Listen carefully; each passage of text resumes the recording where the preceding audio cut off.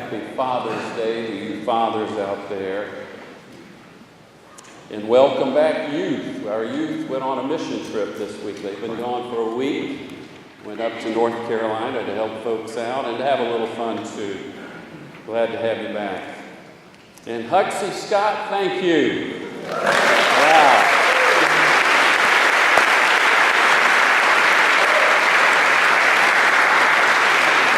I don't know if Huxley will remember this. I had, went to school in Valdosta, went from Valdosta to New York and was gone for, I guess, about 14 years and moved back to Savannah in the early 90s. And I can't even remember what it was for, but somehow got asked to sing out at some event, maybe a fundraiser or something on Wilmington Island.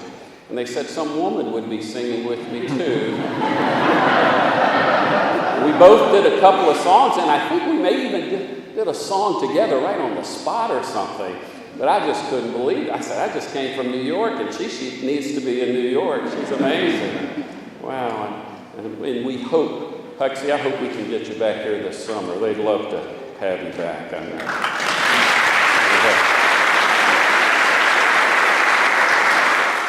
The Art of Happiness is the title of a book written by the Dalai Lama and by a psychologist named Howard Cutler. In one of the chapters, Dr. Cutler tells the story of a young nurse who, after a number of years in the nursing profession, makes a major career change and takes a job with a fast-growing healthcare company. Well, within only a few years, this new company enjoyed incredible success, and they were eventually bought by a big conglomerate. As a result, this young woman was suddenly very, very wealthy. She retired at the age of 32. How have you been enjoying your retirement? Dr. Cutler asked her. Well, I travel a lot, and I enjoy that. I'm glad to be able to do all the things I've always wanted to do. I bought a house and all kinds of stuff. But do you know something? I'm really no happier than I was before. In that same chapter, Dr. Cutler writes about a young man who discovers that he is HIV positive. How are you handling your illness? Dr. Cutler asked the young man.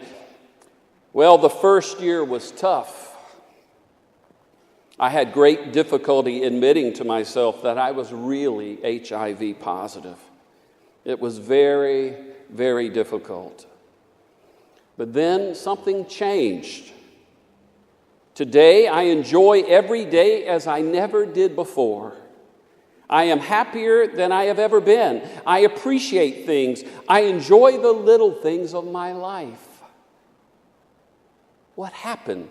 Asked Dr. Cutler. What changed? I had a transforming experience when I faced my mortality. I got in touch with a part of myself that I'd never, ever given any thought to, my spirituality. I began to go deep into who I am as a spiritual being and who I am as a soul. A soul. And now I get up every morning and I look forward to what the day is going to bring me.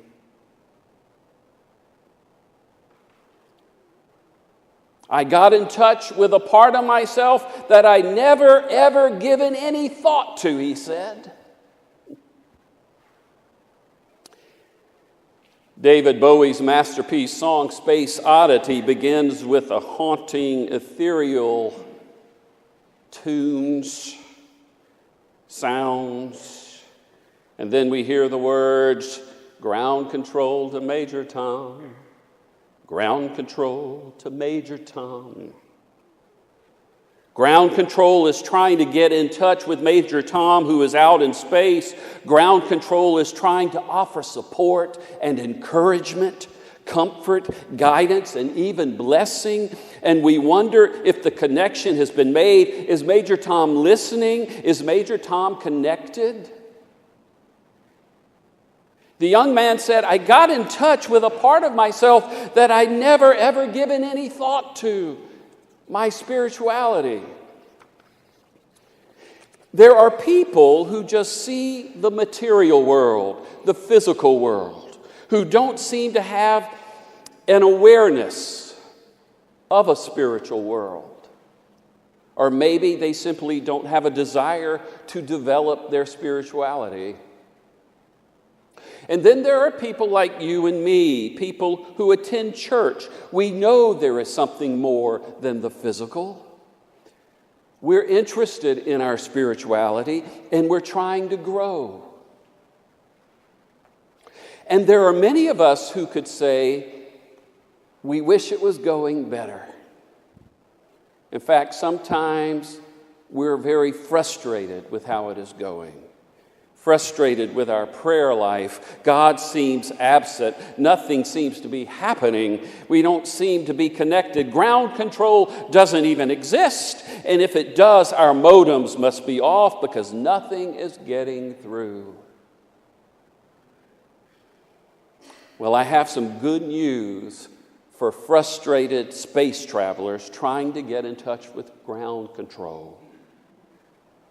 Don't panic. Because communing with God is easier than many of us realize. In fact, ground control is actually trying to reach us, to contact us, the ground of being, as theologian Paul Tillich liked to describe God. This ground of being is so close. We can't even fathom it. We feel like we're way out in space somewhere floating by ourselves, but actually God is with us and in us. The hard part can be embracing that concept. Because what can often block one's connection with God is one's image and understanding of God. When someone who didn't believe in God approached biblical scholar Marcus Borg, he would sometimes ask them, tell me about the God you don't believe in. And usually the person would describe a distant, supernatural, judgmental, usually male figure and personality. And Borg would then say, I don't believe in that God either. Many of us grew up at a time when God was viewed as a kind of school principal. Someone who cared for you, but who was making sure you didn't get out of line. And who would punish you if you did. This God lived in the principal's office, and you never ever wanted to go there. So this God was distant, out there somewhere. Not only did we hear about this image of God at church sometimes, it also was reinforced in movies and in books and on television. But that's not the God of the Bible. It's not the God of Jesus and not the God of the Apostle Paul. Paul found himself in Athens, Greece, preaching to the elite on the Areopagus, the huge rock area that was the center of Athenian government. Paul had been discouraged seeing all the idols that the Greeks worshipped. How could he convey to them his understanding of the one true God? He wasn't conversing with fellow Jews. He couldn't use the same words in the same context and trying to explain God to them. What would they know about the law of Moses or about the Psalms or about Jesus? And so instead, he tries to speak their language, even quoting a couple of Greek philosophers.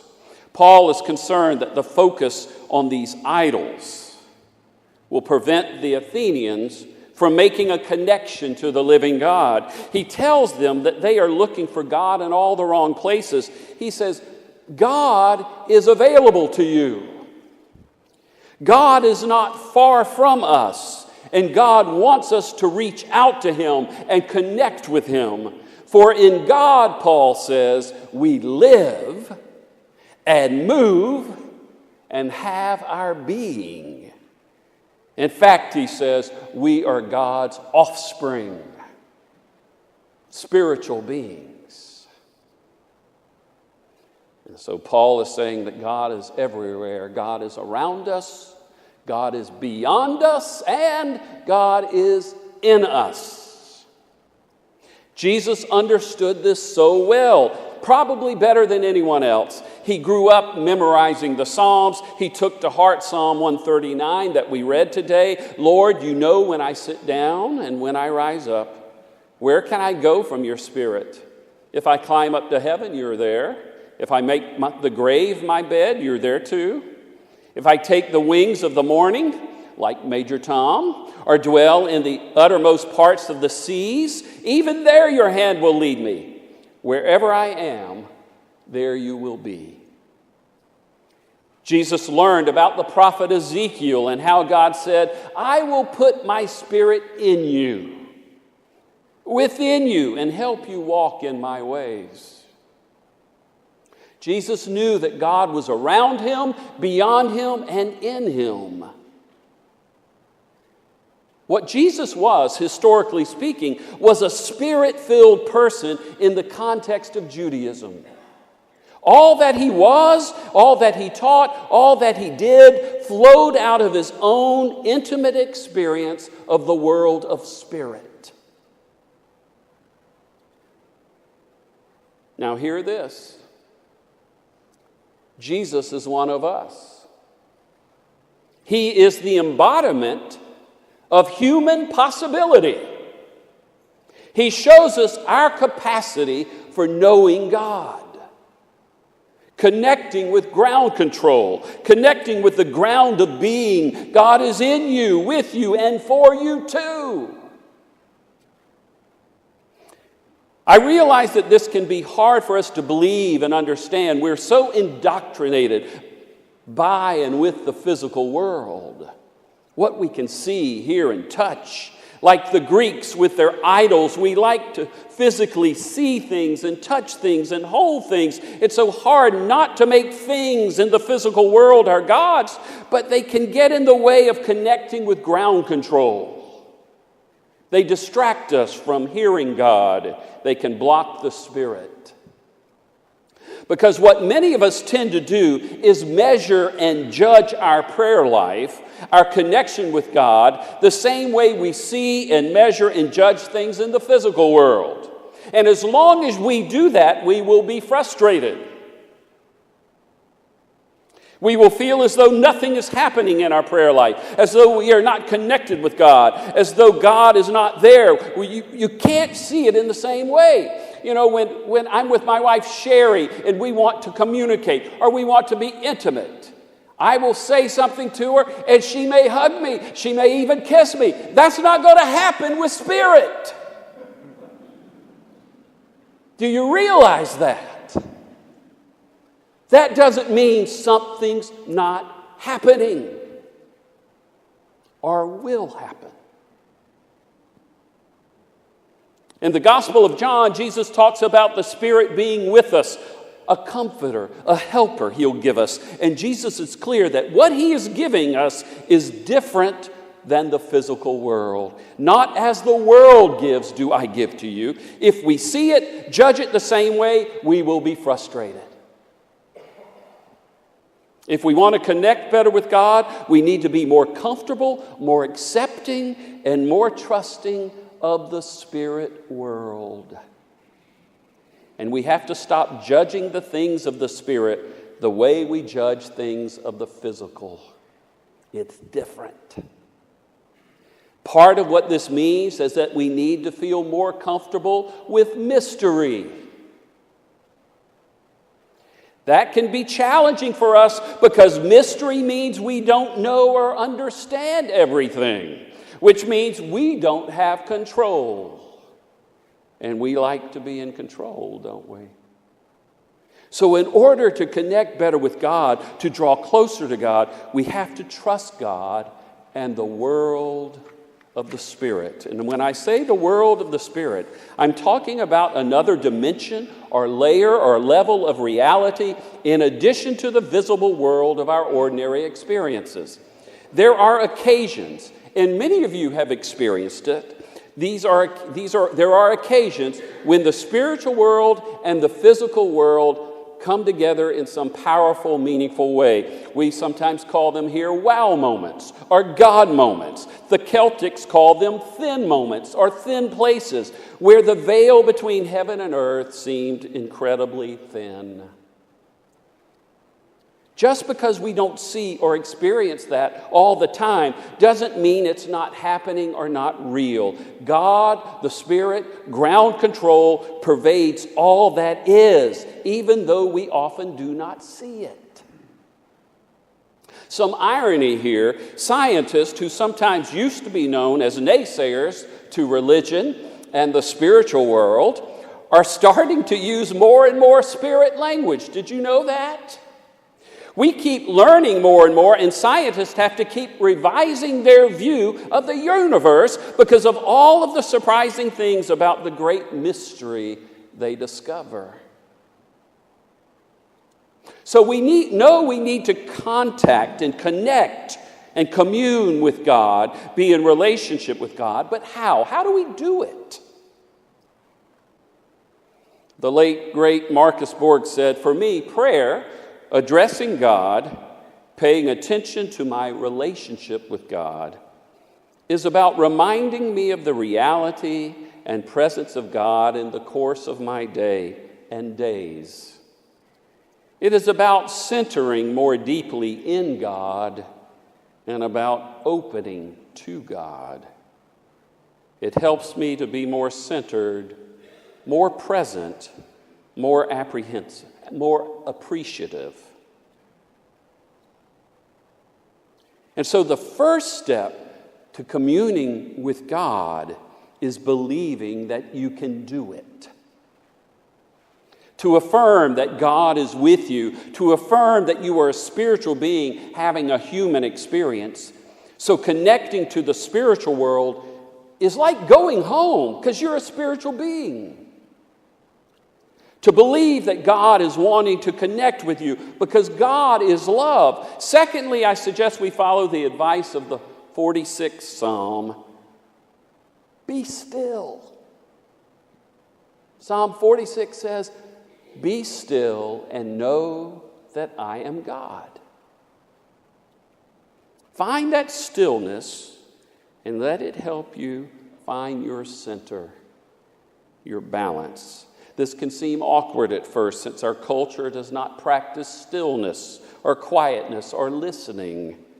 That's one reason we always try to begin our prayer time with a moment of extended silence. Over the centuries, many Christian mystics have said that when we pray, we only need one word: God. And so as you sit silently and get quieter and quieter, I'd urge you to say God over and over and over again. That's all you have to do. Another way we've talked about doing this here at Asbury is saying the Hebrew word for God, Yahweh. Say the first syllable, Yah, as you breathe in, and the second syllable, way, as you breathe out. The Jewish name for God, Yahweh, was not spoken. It was breathed. Its correct pronunciation is an attempt to imitate the sound of inhalation and exhalation. We do that every moment. Our first and last word as we enter and leave the world. The one thing we do every moment of our lives is therefore to speak the name of God. This makes it our first and our last word as we enter and leave the world. So try practicing breathing in Yah, breathing out way. It's amazing the kind of strength and peace and calm we can receive These are things only God gives us. The world doesn't offer these things. These are products of the Spirit. And what's great is that this can be experienced anywhere.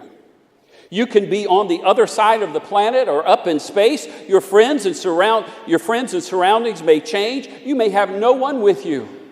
You may even be abandoned, but God is still with you. God's presence will not change. You can go to the moon and back. God is with you. No matter where you are in this universe, God is with you. God is a part of the universe. God is beyond the universe, and God is in you, you spiritual being. I'd like to close with two versions of the 23rd Psalm. The first one is called the 23rd Psalm for Busy People. You may have heard it before. The Lord is my pace setter. I shall not rush. He makes me stop and rest for quiet intervals. He provides me with images of stillness, which restore my serenity. He leads me in ways of efficiency through calmness of mind, and his guidance is peace. Even though I have a great many things to accomplish each day, I will not fret, for his presence is here.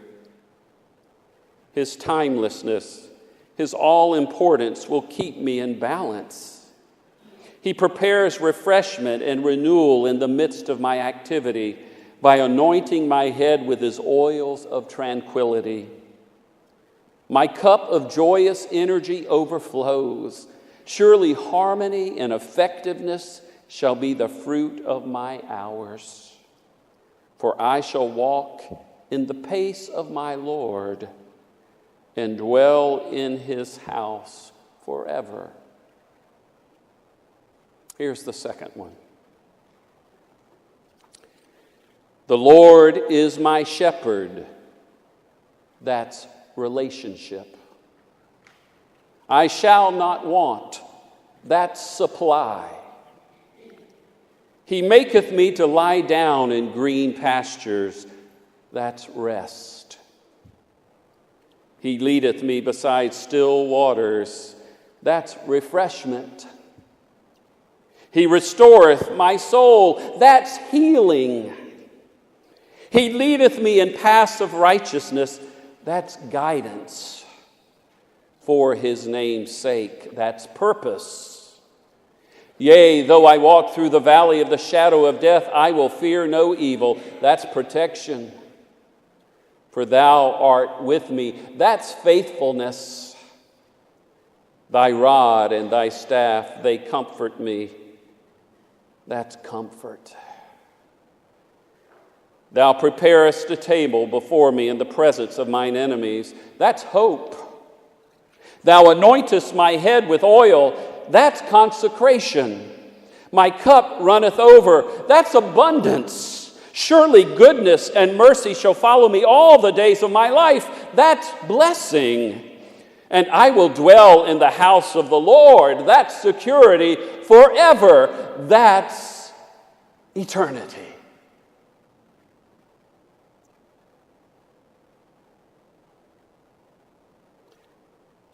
David Bowie came out with Space Oddity on July 11th, 1969, just 5 days before the launch of Apollo 11. In Bowie's song, after Major Tom blasts off into space, he loses connection with ground control and he gets lost. 11 years later, in 1980, David Bowie came out with another song called Ashes to Ashes. And guess what? In that song, Major Tom is found. He reestablishes communication with ground control. ground control. The ground of our being is always there for us, always wanting to establish communication, always wanting to help, to guide, to comfort, to love us. Thanks be to God. Amen.